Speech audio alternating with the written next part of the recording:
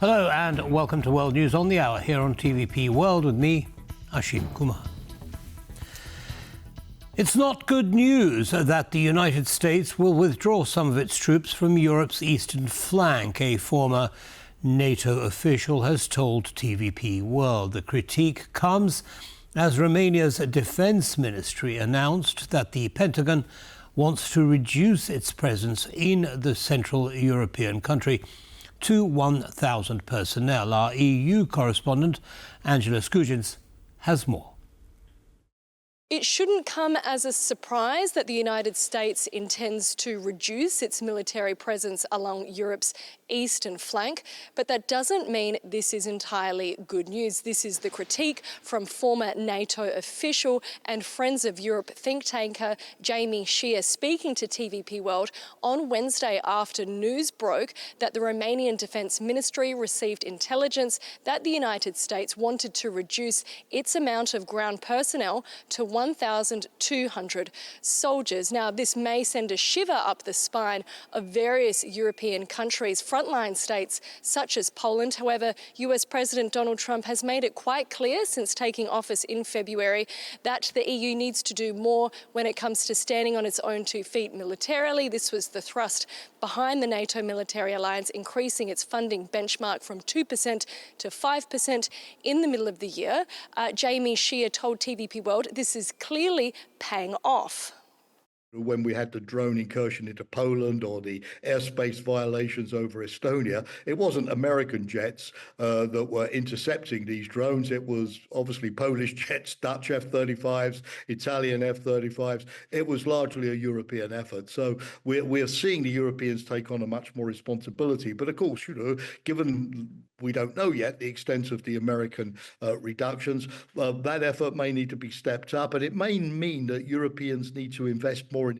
Former NATO official and Friends of Europe think tanker Jamie Shear speaking there about the news that the United States will reduce its presence along Europe's eastern flank.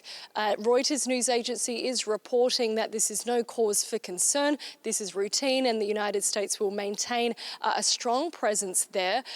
We have also received information that the Polish Defence Minister, Władysław Kosiniak-Kamysz, has received no information suggesting that the United States will reduce its presence in Poland. Also, we did see suspected assurances last month from United States President Donald Trump speaking to Polish President Karol Nawrocki, suggesting that these troops figures could actually increase. The big question here, however, is whether this announcement on Wednesday is a one-off or the first of many. Angela Skujins from Brussels for TVP World. Lithuania is closing its borders with Belarus. The 2 checkpoints between the countries will remain closed for at least a month. This comes following numerous violations of Lithuanian airspace by smuggling balloons coming from Belarus.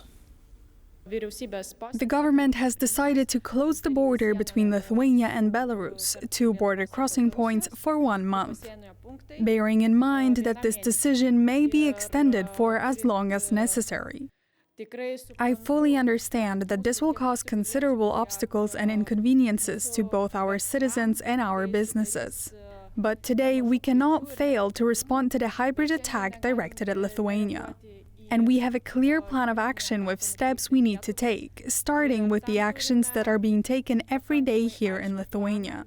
This includes the work of diplomatic services both in Europe and in cooperation with our allies in the United States. One strict measure that we will definitely see is the closure of the border. Russian Lieutenant Colonel Veniamin Mazerin, involved in war crimes committed by Russian forces in Bucha, has been eliminated, according to a statement released by the Ukrainian Military Intelligence on Wednesday. The car carrying Mazerin exploded in Russia's Kemerovo region on October the 25th.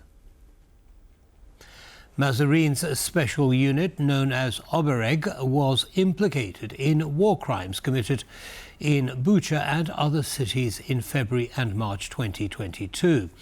According to local authorities, more than 400 bodies were discovered after the town's recapture by the Ukrainian army, with many showing signs of execution and torture.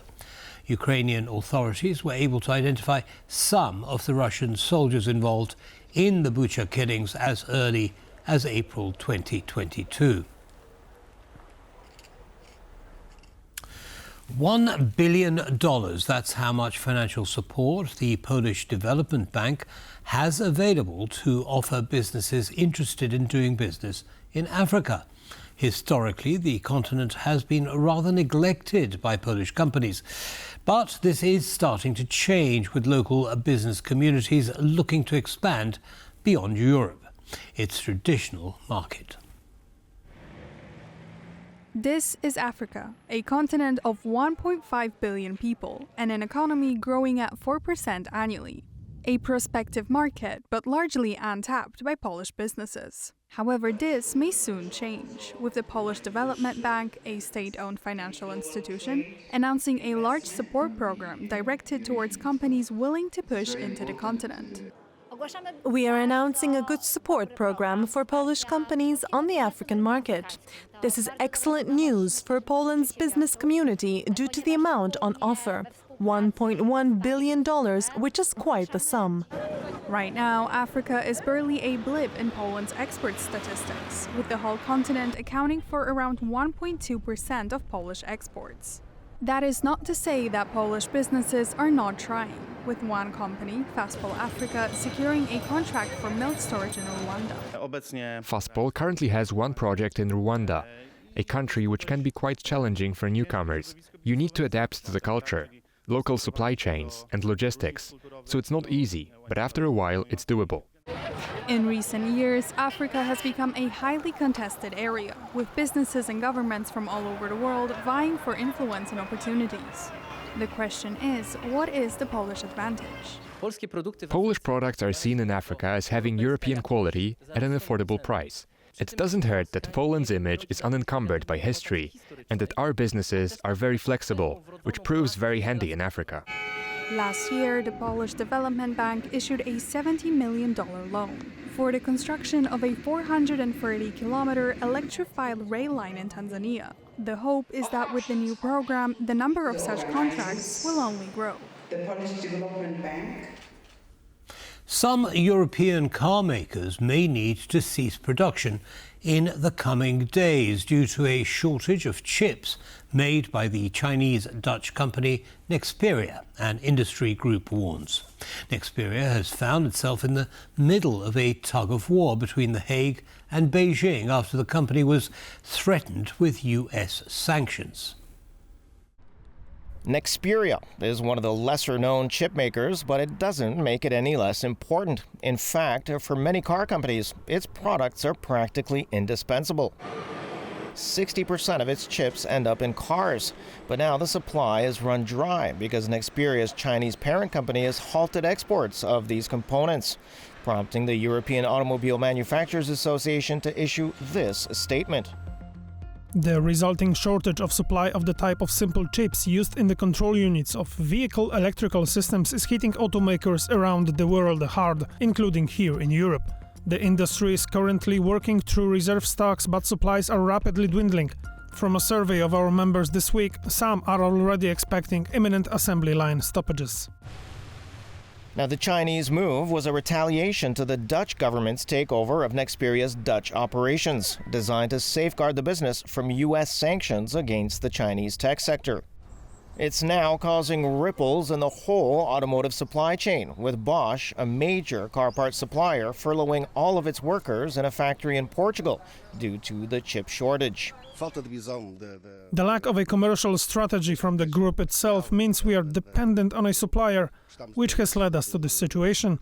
This isn't the first time this has happened, and since it's not the first time, the company should have taken measures to address this issue, but it never did, and now we are in this situation. Vanio, another supplier using Nexperia's chips, announced last week that it found replacements for most of the company's chips it used. Vanio supplies Volkswagen, BMW, and Stellantis, owner of such brands as Opel and Alfa Romeo. And that brings us to the end of this bulletin. I will be back on the hour, so I'll see you then. Goodbye.